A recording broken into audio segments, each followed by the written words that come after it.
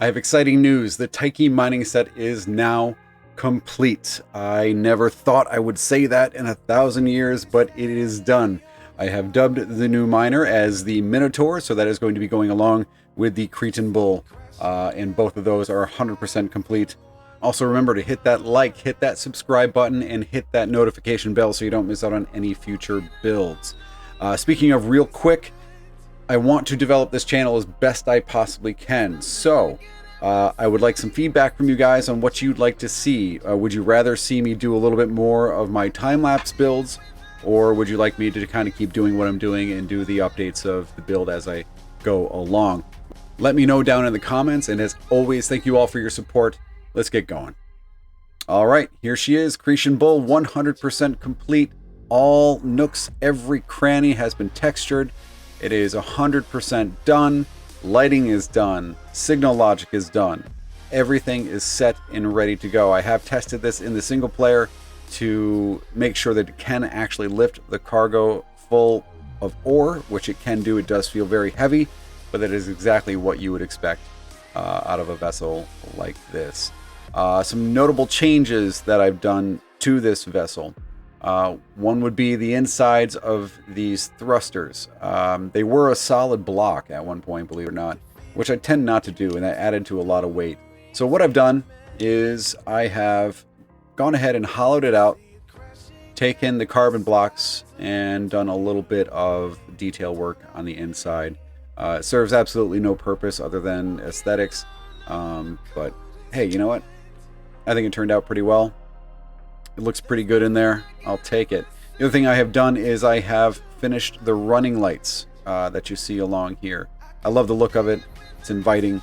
It's just one of those things that will kick on, will be active until you dock your HV. I haven't figured out how to, signal logic wise, get them to completely shut off once you exit the hover vessel. At that point, it's not actually reading me, so it does kick them back on. I'm not good with signal logic. It's something that I'm very basic with, and I can't do a lot with it. So if there is a way, and one of you may know, please let me know how to do it, and I can update it and fix it that way. The other thing I have done here is added in an LCD hologram. This kind of points you in the direction. Once you get to that right in front of your face, you'll know you're ready to go ahead and lift it up and dock. The other thing that will happen is these two red lights right here on the side will engage as well. And those will let you know when you can go ahead and dock. So on the outside, we also have oxygen sitting there for you for on other planets. Inside, like I said, 32,000 SU cargo container, refrigerator. You've got another oxygen container in there, armor locker, constructor. You have about 1,000 square units of ammo capacity, which is more than enough, more than you would ever need. And of course, my usual hidden little pipes and things like that. You've got your scanner up there, and the front cockpit. I actually swapped out the seat on this. I was using the other single seat, and I've noticed a difference between the two. If you sit in one, you're actually elevated a little bit more versus the other. So I did put the one where you're up a little bit more. It just gives you a better view, in my honest opinion. So you can kind of see down out the sides, and you got good wraparound view for the most part. I like it. I like it a lot. So we've got that. We have two LCDs down there. I haven't put anything on them. I'm sure you guys have something that you can put in there that you would like to put in there. You got one up top as well. On this side, we have I believe that's the door switch. So you can use that to open and close the door. There is also one on the outside. It will also lower the ramp at the same time. This side, you have your light switch. So it turns on the lights in the cabin, on and off. Usually I set those to a motion sensor. I didn't do it this time. I wanted them to feel a little bit more manual. You tend to find that on industrial vehicles. You don't have a lot of automation for the most part. So there she is. That is the Cretan Bull, 100% complete. Now, for the big reveal, the Minotaur is done. I had a lot of issues with this, mainly with the cargo. let's just take a quick look real fast, and we'll take it from there. So, same styling for the most part. Oops, go the other way.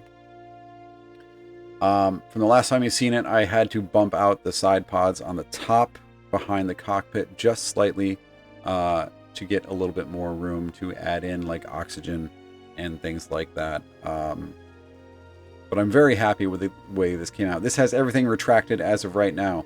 So it has, currently it has 2 minigun turrets. It has 1 salvage turret on the very top. You've got a total of 6 drills. I even added these little cargo boxes down here on the sides. Don't put anything, obviously, that's going to be valuable in there, but if you want to carry tools, you want to carry extra oxygen, they can go in there. There's 1 on each side as well. We've got something back here that kind of looks like the hull wraps around and holds those in place. It's more aesthetic. It doesn't actually look like it does that, but the paint job, I think, kind of pulls it off a little bit. Now, the big major problem that I ran into was with the cargo pods. So when building this, I went ahead and built the right side first. So I had this built, then I copied and I pasted it and put it on this side. They do connect down in the center. So all of these cylinders down here are also cargo containers. So this does have a lot of weak points. Keep that in mind. This is not a fighting vessel. You want to do that at last resort. But what would happen was I took it into single player, loaded it up, completely, and I found this thing listing to one side. It was tipping over to the right. So what I ended up doing was taking this thing fully apart, every single armor piece off it, and just leaving the actual cargo containers in there. And sure enough, it was 100% symmetrical. I have no idea what the problem was. Had to be something to do when I copied and pasted. Because what I ended up doing was I ended up taking all of these 2 side pods out and just rebuilding it 1 block at a time from scratch on both sides.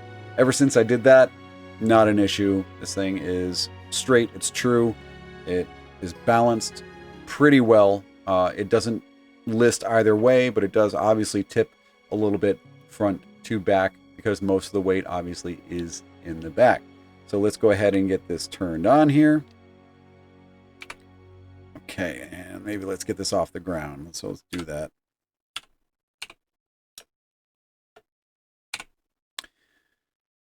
All right, so we've got the same kind of running lights in here as well. I'm carrying that theme over. We have underneath here, let me get into a good position, 2 of the major hover pads in the back. You've got 2 in the front as well. Come on. There we go. 2 in the front as well. You have a center section full of 4 of these. Now under full load, this is not going to be enough to hold this up. This is kind of just to get you started if you're in a tight situation. You can actually turn them on and off from the cockpit. I have taken every single item, grouped everything that needed to be grouped, set up custom switches and things like that, which I will show you in a moment once I actually get this up and running here. So, let's just do that right now. Let's do that right now. What am I thinking? So let's go in here. First things first, under these devices, you can see that we've got everything grouped up for you, except for the core. I don't have a group for the core. It just seems silly to put that in a group. The only thing that I did put in a group that it's just one of is the salvage turret. The only reason for that is you can access that from your custom in the front here.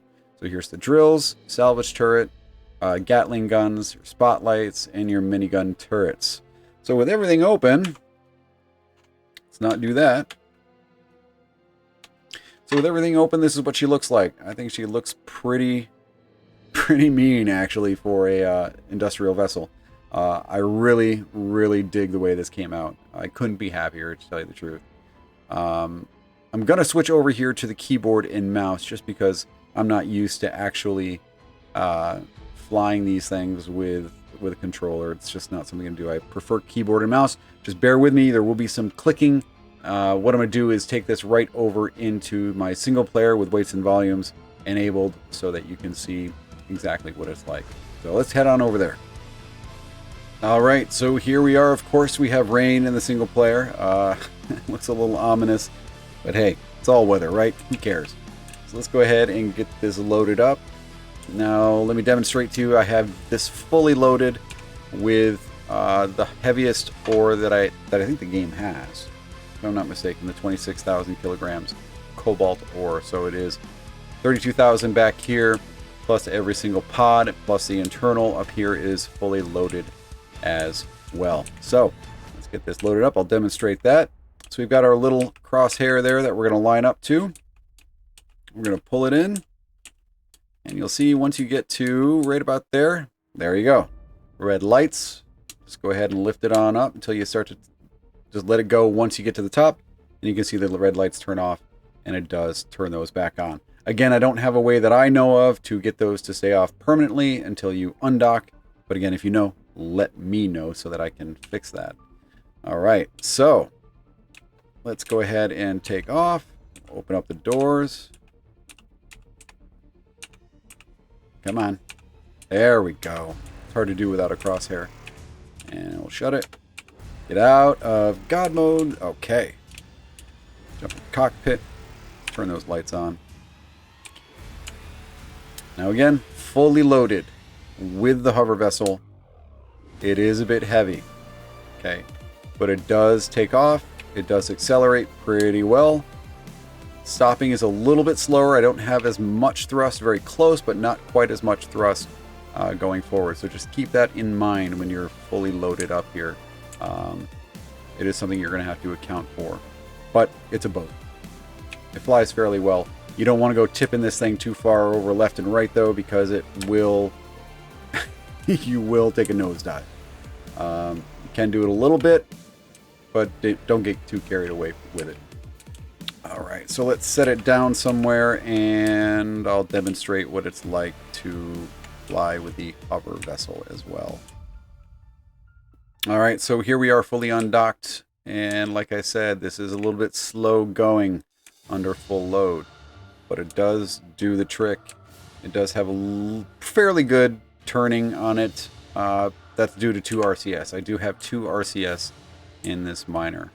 But as I said before, these are going to be on the workshop very shortly. I recommend you go grab them. I wish there was a way I could do them as a set, or maybe I can. I'm going to look into that. So if you download one, you download them both. But until next time, thank you all for joining me on this journey, and keep your heads above the hard deck. I'll catch you later.